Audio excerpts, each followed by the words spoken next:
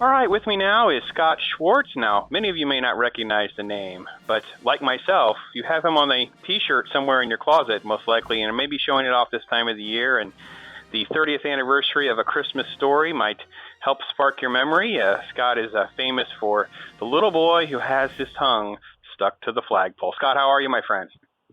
Good, Brandon. That's got to be one of the most interesting descriptions of how to introduce me. I like that. Well, you know, at least I try to come up with something a little bit different, maybe a little bit more flair than you're used to. But in all honesty, I am literally wearing my shirt today in honor of the interview that we're able to fit in, where it's a picture of you as a child with your tongue stuck to a flagpole and will forever live in infamy, right? Yeah, hey, there's nothing wrong with that. Now, 30 years, I mean, first off, it's got to feel like, you know, holy cow, it's been 30 years. But more importantly than that, I mean, how many people recognize? How many people actually put two and two together when you're out and about? You know, it's a little here and a little there.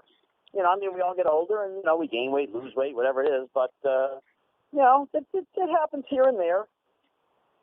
Well, it's definitely a great role to be a part of. Tell folks a little bit about what it was like to be a child actor at this time. And did you kids, like, you know, were you kind of all hanging out together in between shooting, that kind of thing? Or how did a lot of that work? Well, there was a lot of camaraderie between myself and Peter.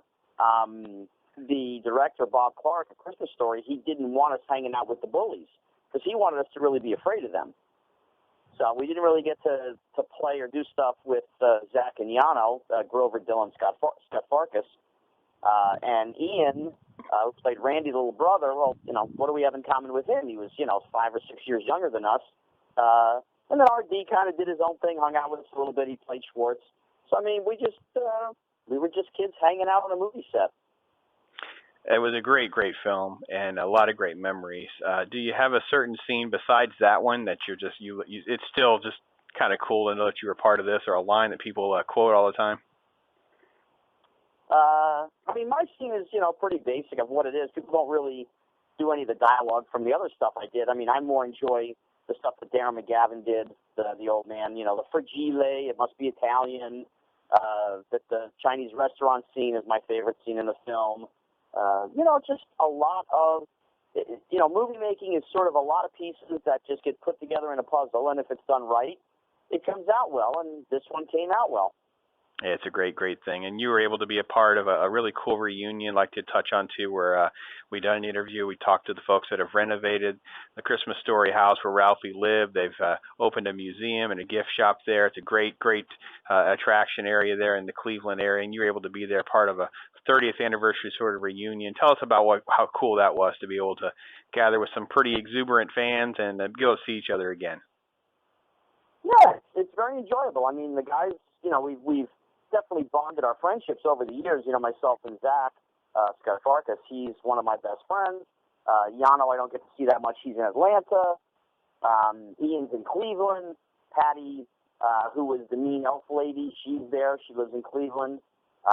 You know, fun to see the gang and get together. And, you know, it's always fun to be in Higby Square, even though it's sort of changed now. It was at Dillard's for a while, and now it's actually a casino. And Higby's is now a casino, although it's not called Higby's anymore. It'll always be the Higby's building. You know, going back there and seeing the old rooms, which was actually really funny because I remembered where my room was. I was on the 6th floor, but I had never gone to the 6th floor to see what room it was. And it was actually, the room number was 610, which was very, very strange because in New Jersey, my house was 610 Talamini Road.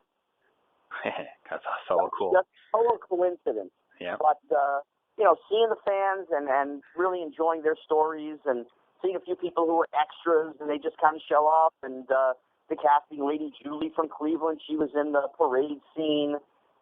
You know, it becomes, it's an enjoyable time to go back. And it didn't snow this year, so that was nice.